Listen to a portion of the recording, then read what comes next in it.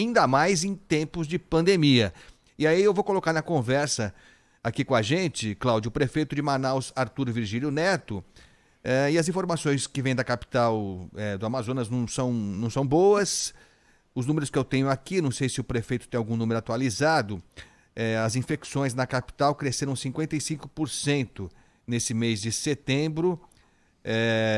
E aí já há uma discussão se tem a ver com o retorno às aulas ou se com os abusos promovidos por parte da população, que tem acontecido em certa medida no país inteiro, né? Mas o fato é que os números mostraram um crescimento assustador, preocupante pelo menos, e aí algumas medidas de confinamento vão ser retomadas. Prefeito Arthur Virgílio Neto, é um prazer tê-lo aqui conosco na Rádio Bandeirantes. Bom dia. Bom dia, Agostinho. Bom dia, querido Cláudio. Quanto tempo que não te vejo, não te falo. Muito tempo. Um abraço à sua esposa, seu filho, meu amigo. E Thiago. Um prazer. Agora, vocês estavam falando antes dessa questão da ida, da visita ao presidente. Tem dois tipos que eu detesto. Esse sujeito que vai ao hospital sem ser pelo doente, que vai por razões de política, por razões de tirar vantagens, às vezes até empresariais, sei lá. E tem aquele que tem mania de fazer discurso em caixão de político ilustre. Aquilo é terrível, né? Aquilo ali me mata. Porque eu não consigo, você sabe que eu digo, as pessoas falam, vai dizer alguma coisa? Eu digo, não tenho nada para dizer, porque o que eu tinha que dizer sobre essa pessoa eu já disse em vida, e eu, então, prefiro deixar essa honraria, né, do discurso funerário, que assim, tem orador sacro, tem orador forense, tem orador parlamentar, tem orador de comício de rua e tem o orador de enterro. É uma coisa meio mal assombrada, né? Agora dá voto, prefeito? Dá voto fazer discurso em enterro? Não dá não, né? Sinceramente não dá. E a impressão que eu tenho é que o muçulmano é que ele arranca, mas assim, tem pouco torque, né? Dá aquela arrancada e depois tem pouco torque. Cavalo paraguaio. E no final acaba mais uma vez perdendo e garantindo seu mandato eterno de deputado federal. Acho que se conformou um pouco com isso. Deputado, desculpe, prefeito, senador Arthur Virgílio, primeiro eu quero dizer o seguinte, é uma satisfação imensa vê-lo tão bem, viu, recuperado, o senhor que passou momentos difíceis, né, com a contaminação da Covid-19, e eu gostaria de começar a nossa pergunta, se me permite, viu prefeito, eu queria, assim, todos que acompanhamos a sua trajetória, tantos admiradores que o senhor construiu, conquistou na vida, todo mundo ficou muito preocupado no país inteiro com o seu estado de saúde. Mas, enfim, isso já ficou para trás, né, esse problema. Mas eu gostaria que o senhor nos relatasse isso na primeira pessoa, o que é que o senhor passou, né, até para destacar para os nossos ouvintes que ainda não estão completamente convencidos, digamos assim, da necessidade do distanciamento, dos cuidados, etc. Queria que o senhor contasse o que o senhor passou com a Covid-19. Primeiro, o meu próprio trabalho, meu próprio dever, me expunha ao Covid. Eu evitava o máximo, eu tomava os cuidados, sempre de máscara, sempre com álcool gel, enfim, evitava bravatas, como entrar na UTI, eu não tinha o que fazer na UTI, enfim, mas sempre vistoriava o hospital de campanha. Lidei com muitas pessoas, enfim, lidei com muitas pessoas nos bairros, não parei aquelas obras essenciais, acompanhava as obras, e eu achava que eu tinha um encontro marcado com o Covid. Poxa, eu fiz muita ginástica respiratória, fiz muita ginástica física, como costumo fazer mesmo, e eu achava que aprendi primeiro que essa doença não tem assim, público, como é que se diz, público-alvo, não tem público vulnerável. Todos são vulneráveis. Vi um menino de 30 anos, 33 anos, triatleta, morrer. Vi a mãe da minha fisioterapeuta com 88 anos, ela não tem coração bom, não tem rim bom, não tem nada funciona bem nela. E a Covid bateu nela assim de raspão e saiu. Nós temos visto assim, um quadro que não é igual àquele pico em que morriam 170 pessoas no dia, e nós fomos obrigados a cavar aquelas covas que foram tão criticadas porque queria criticar, mas eu tinha duas opções: ou enterrava ou deixava o Covid se espalhando a partir dos cadáveres insepultos, porque era algo que nós não estávamos acostumados. Nós tínhamos uma média entre 20 e 25 sepultamentos dia, depois apareceu a figura da cremação, são poucas cremações, e nós estamos vendo agora o seguinte: a gente tem tem um gráfico que vai mostrando. Agora nós temos tido assim um mínimo de 30 e tantos casos de mortes, né? E nós temos, vai até 40, até 48, alguma coisa assim. E aí eu vejo que tem um certo mascaramento, porque tem um caso que é cômico. Se não fosse trágico, seria cômico. Diz assim: morreu de exame de Covid. Está escrito lá. Está escrito lá, e se você quiser até lhe mando. Está escrito lá: morreu de exame de Covid. Eu fiquei imaginando uma cena meio dantesca, né, de alguém estica o braço para fazer um exame e morre. Quer dizer, morreu de Covid, doença respiratória, pneumonia, leia-se Covid, mas optam por procurar sair no azul das televisões. E aí o que acontece? Na hipótese de isso recrudescer, dificuldade de ajuda federal, até porque vai ajudar para quê? Se está tudo bem lá, se os números não estão bons. E segunda coisa é o fato de que as pessoas se sentem encorajadas a sair às ruas. Então, acabamos de fazer um decreto muito duro proibindo essas festas em balneário, que são aquelas raves, onde rola de tudo, né? Aquela confusão feia. Fechei a Praia da Ponta Negra. A Praia da Ponta Negra, eu fiz a praia, eu fiz a Praia Artificial, eu fiz o Centro Turístico da Ponta Negra. Eu não iria proibir à toa que vissem uma obra da qual eu tenho muito orgulho. Fechamos a Praia da Ponta Negra porque estava insuportável o amontoado de pessoas ali, uma contaminando a outra.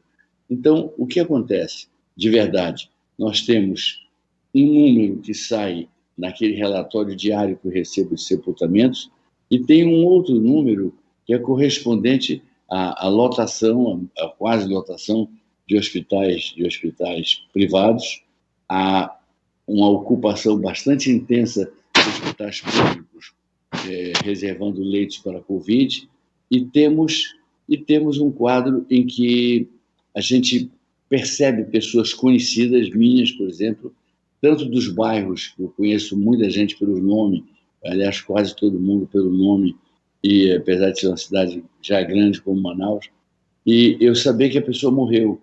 Eu saber que amigos meus de infância, que amigos da minha esposa, morreram, simplesmente morreram, ou estão entubados, o que é quase que uma morte. A intubação deve ser uma coisa evitada.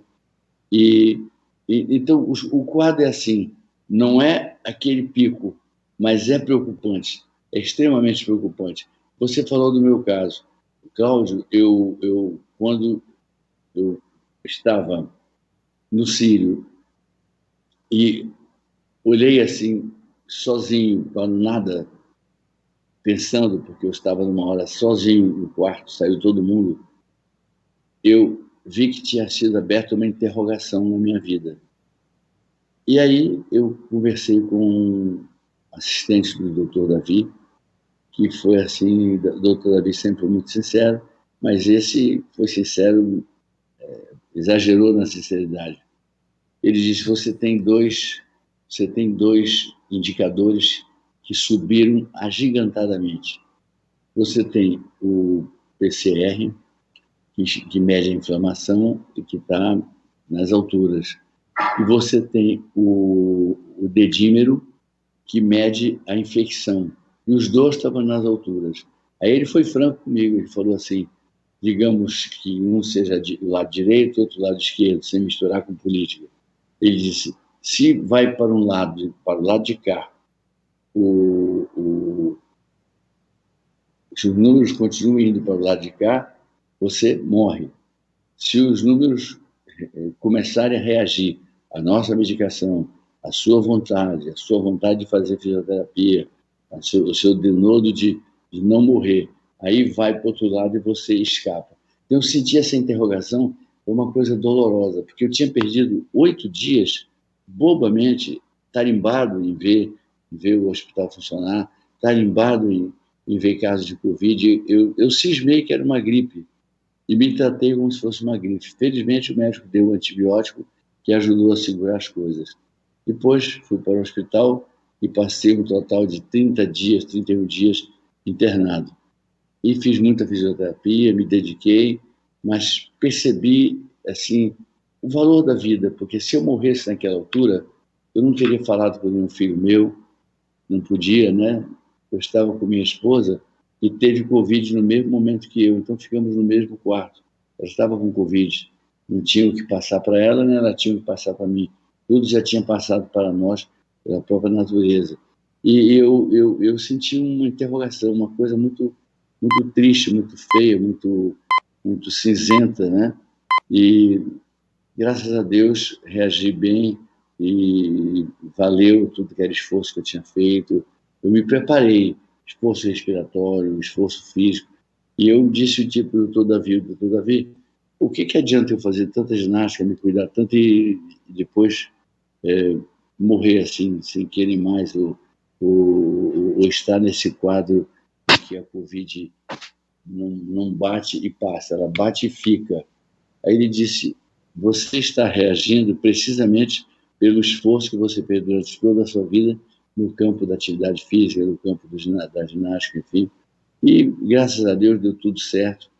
E eu tenho lamentado a perda de pessoas queridas, tenho lamentado o fato de que as aglomerações não cederam, de que nós temos números subestimados aqui, temos números que você diz assim, você olha e você percebe que não quiseram colocar a Covid-19, o que é ruim, eu repito, porque dificulta a chegada de recursos para ajudar, e segundo, porque as pessoas que estão vendo isso, que estão lendo, dizem, não tem nada, os números são poucos, os números são irrisórios. Aí tome a fazer festa, tome a se aglomerar e tome a considerar antipáticas as medidas que a gente é obrigado a tomar e que eu não hesito em tomar, porque entre o desastroso e o desagradável, eu prefiro ficar com o desagradável para evitar o desastroso, que é típico do demagogo, que vai empurrando com a barriga. Eu não empurro. Prefeito, mas não há estudos indicando que em Manaus se estabeleceu aquela imunidade de rebanho ou não? Ou isso não se confirma? Não. E há estudos também que dizem que a imunidade de rebanho dura poucos meses. Há quem conteste e há quem diga a imunidade dura pouco tempo, não tem nenhuma imunidade que dure para sempre, né? Então, e além do que, ontem eu falava com uma moça do Wall Street Journal, eu estava dizendo para ela o seguinte, eu não me sinto bem, eu não me sinto engrandecido com essa história de, eventualmente, ter sido considerado uma ovelha, ou um boi, ou o que for, e estar imunizado como se eu fosse membro de uma manada, enfim. Eu creio que o certo é você seguir a ciência, é ter evitado muita coisa.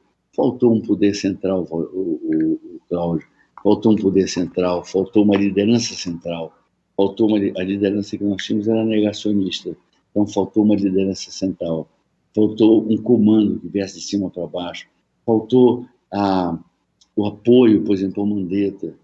Se eu fosse, por absurdo, por um desvario do povo brasileiro, eu fosse presidente da República, eu iria tranquilamente manter o Mandetta, ou manteria o Tait, mas eu iria apostar numa pessoa da ciência, eu não iria para o empirismo, eu não iria para as coisas que não trouxessem segurança efetiva, enfim. Então, faltou tudo isso. Isso fez com que cada governador e cada prefeito agisse do jeito que achasse que devia agir. Ele não tinha um padrão nacional para se enfrentar e o fato é que o Covid está aqui, ele está aqui. As pessoas que mudaram seus hábitos podem estar escapando. As que não mudaram seus hábitos, elas estão sendo ou proibidas de fazer o errado, ou elas estão correndo perigo de vida. Eu vejo pessoas, sabe, um casal jovem, 40 anos cada um casal jovem, o marido morreu, triatleta também, morreu, e a moça, a senhora, uma pessoa amiga, ela está entubada, o que é um mau sinal. A intubação é um recurso último, e que antigamente usavam o Deus dará, mas é um recurso último que não prenuncia coisas boas. Eu tenho visto isso pela experiência de estar lidando com o Covid assim no dia a dia, infelizmente. Preparamos 18 unidades básicas de saúde e preparamos o SAMU, arregimentamos o SAMU inteiro para nós detectarmos os casos precoces, visitarmos as pessoas, levarmos os remédios que são assim as providências iniciais, e quando não tem jeito encaminhamos para a rede hospitalar do Estado, porque o nosso hospital de campanha ele fez o que tinha que fazer. Durou 3 meses, ajudou bastante, o segundo hospital da cidade a dar mais altas, enfim, e é uma coisa complicada. Uma doença que também se faz com vacina, né? Desculpe, prefeito. Não, desculpe. Não quero que o senhor perca o raciocínio, mas há quem critica. Enfim, lógico, restrição é o que o senhor falou. Não é agradável para ninguém, nem para quem toma a decisão de restringir, nem muito menos para quem tem a sua atividade restringida, enfim, de alguma forma tutelada. Então, donos de restaurantes estão com horário mais restrito, donos de bares estão tendo que fechar as portas, funcionar só na base do delivery, os balneários, como o senhor falou, também estão fechados. Agora, há quem critique, quem reclame, prefeito, do transporte público em Manaus, que... Aliás, a gente viu aqui em São Paulo, acho que no Brasil inteiro, né, Cláudio Humberto, o transporte público abarrotado como sempre, e lógico que ali a chance de contaminação é bem significativa. De fato, o transporte público tem sido um problema aí em Manaus, prefeito? Tem sido um problema. Bom, lidar com os empresários do transporte público já é uma atividade penosa, uma atividade muito penosa. Nós vamos, a partir de segunda, entrar muito pesado nessa fiscalização, porque já fiscalizamos restaurantes, fui muito mal compreendido com uma frase que eu disse, que resolveram interpretar pela metade. Eu disse que aqueles bares e restaurantes que estão abusando do decreto editado pelo próprio governo do Estado, não foi por mim, que esses deveriam receber multas pesadas. Aí me colocaram como se eu fosse o inimigo dos restaurantes, aquele que é contra o restaurante, quando eu sou, ao contrário, um amigo dos restaurantes, desde que em condições salubres, né? E eu vou dar só alguns dados para você. 49.237 casos confirmados, 78.040 casos descartados, isso no dia 25/9/20.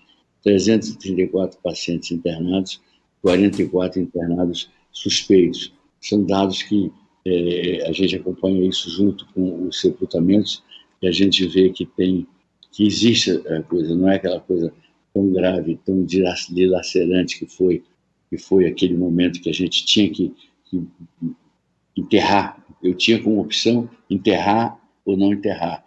Fizemos um memorial, onde no memorial estarão lá os nomes das pessoas todas que foram enterradas, para que elas sejam veladas pelos seus, a vida inteira, cada dia 12 de novembro, pelo menos, pelos seus entes queridos e tudo.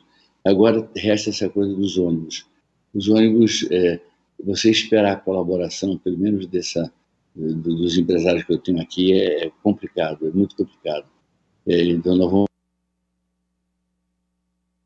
Opa, tivemos um problema no contato com o prefeito de Manaus, Arthur Virgílio Neto, está em contato com a gente em áudio e vídeo, direto de Manaus.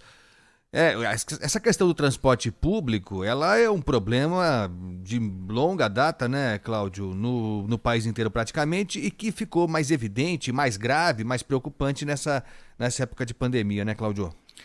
Porque, afinal de contas, a gente vê diversas atividades que passam por restrições, ou passaram, né, por restrições, foram fechadas, interrompidas, etc. O transporte público não pode parar, as pessoas que são obrigadas, ou mesmo no período de quarentena, eram obrigadas a circular, né, usavam o transporte público lotado. Então, assim, todas aquelas medidas restritivas para impedir aglomerações caíam por terra quando se subia no ônibus, né? Parecia assim, você enxugar gelo, né? E aí a gente entende a reclamação do comerciante, da pessoa que ganha a vida com a sua portinha aberta, fica difícil. Só eu vou pagar o preço dessa pandemia, mas enfim, os números em Manaus são de fato preocupantes e o relato feito pelo prefeito Arthur Virgílio, hein, Cláudio, o relato pessoal dele é algo impactante, né? É impactante. Eu fiquei aqui imaginando ele ouvir do médico, né? Sua situação tá feia. Aí né? ser sincero assim também, né?